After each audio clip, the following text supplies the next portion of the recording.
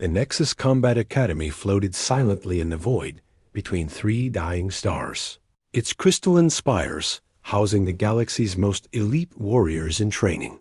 For centuries, only the strongest species earned admission. The razor-clawed Vex with their lightning reflexes, the eight-armed Keth masters of simultaneous combat, and the psychic Null who could crush minds with a thought. Then came the human.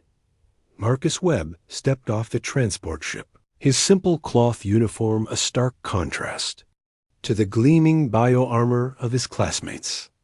The admission officer, a towering blue-skinned Vex named Commander Wraith, looked down at his datapad with visible confusion.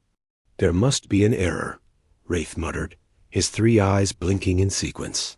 "Humans are classified as a Class D species. Weak bones, single heart, no natural weapons." Marcus shrugged. The application said, "All species welcome." Within hours, word spread through the Academy's halls like plasma fire. A human had enrolled. Students gathered in clusters, whispering about the strange bipedal creature who dared walk among them. Most expected him to wash out within days. The first combat simulation proved them wrong. Instructor Vel, a veteran Keth warrior, activated the holographic battlefield. "Standard elimination protocol," she announced. "Last one standing advances to intermediate training." 23 students materialized in a ruined cityscape. The Vex candidates immediately scaled buildings with their natural climbing abilities. The Null students began their mental probes, seeking weak minds to dominate. The Keth deployed their multiple arms to wield various weapons. Simultaneously, Marcus simply walked forward. The first attacker was Kira, a Vex prodigy known for her speed. She dropped from above, claws extended, moving faster than most eyes could. Track. Marcus stepped aside at the last possible moment, grabbed her wrist, and used her momentum to send her crashing into a nearby wall. She didn't get up. The watching crowd fell silent. Tess, a powerful Null Scion, focused her mental energy on the human. Her telepathic assault, capable of rendering most beings catatonic, struck Marcus's mind like waves against stone. He turned toward her with a slight smile and began walking in her direction. Panic flashed across her features as her most devastating ability proved useless. When he reached her, a single gentle tap to her shoulder sent her tumbling to the ground. Somehow, completely drained, the Keth students attacked in formation, their 8 arms creating a whirlwind of blades and energy weapons. Marcus moved between them like water, never where their strikes landed, always in the perfect position to counter. One by one, they fell to techniques that seemed impossibly simple, yet devastatingly effective. When the simulation ended, Marcus stood alone among the unconscious forms of the galaxy's finest young warriors. "Impossible," Instructor Vel whispered. "The human's readings show no enhanced reflexes, no psychic abilities, no genetic modifications." Commander Wraith studied the combat data with growing amazement. "He's not faster than them, not stronger, not more durable. Yet he anticipated every move, found every weakness, exploited every opening." The mystery deepened over the following weeks. In weapons training, Marcus proved adequate but unremarkable with advanced energy weapons. But give him a simple metal blade or projectile weapon, and he became unrecognizable.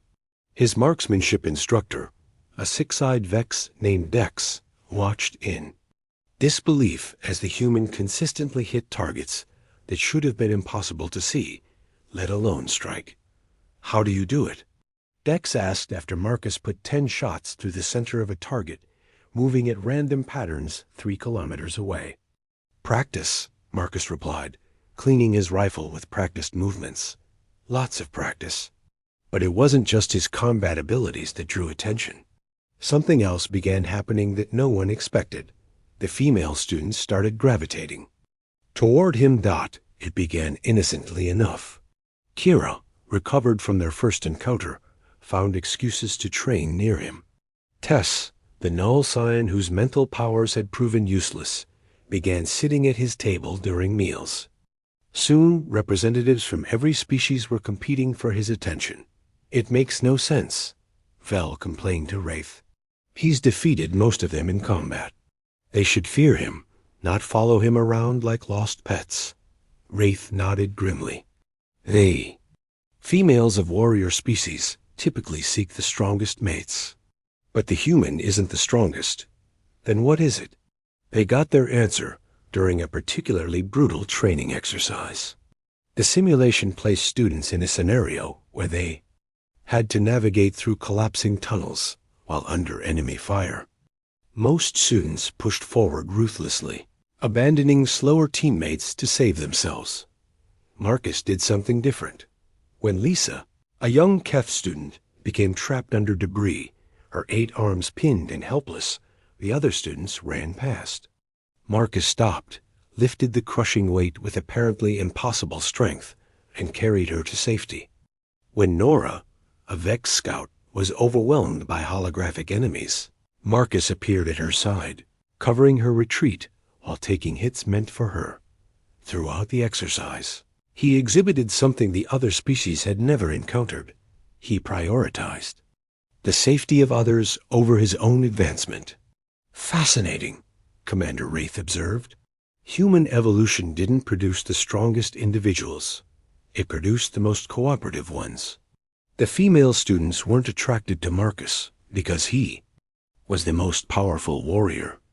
They were drawn to something deeper, something their own species had largely abandoned in their pursuit of individual excellence. The willingness to sacrifice for others. As weeks became months, Marcus's reputation grew beyond the academy walls. Instructors found themselves studying human combat techniques, trying to understand how such an apparently weak species had developed such effective methods. The answer, they discovered, lay in humanity's unique evolutionary path. Where other species had evolved natural weapons and individual prowess, humans had evolved teamwork, adaptability, and an almost supernatural ability to read social situations and predict behavior. What looked like combat intuition was actually millions of years of evolution focused on cooperation and survival. Through intelligence rather than strength, the female student's fascination with Marcus represented something more significant than mere attraction. It was recognition of an evolutionary approach so foreign to their own experience that it seemed almost magical. Here was a warrior who fought not for glory or dominance, but to protect others. A leader who inspired loyalty not through fear, but through example. By graduation day, Marcus had not only survived the galaxy's most elite training program, but had fundamentally changed how the Academy understood combat itself. New courses were added, focusing on teamwork and tactical thinking. The rigid hierarchy based purely on individual strength began to evolve toward something more collaborative. As for Marcus himself, he accepted his graduation honors with the same quiet dignity he had shown throughout his training. When asked about his plans, he simply said he wanted to return to human space and share what he had learned. The female students from a dozen species watched him leave, knowing that they had encountered something unprecedented in their warrior. Culture, a fighter whose greatest strength was his refusal to fight alone. The galaxy would never be the same. Chat control Sonnet 4.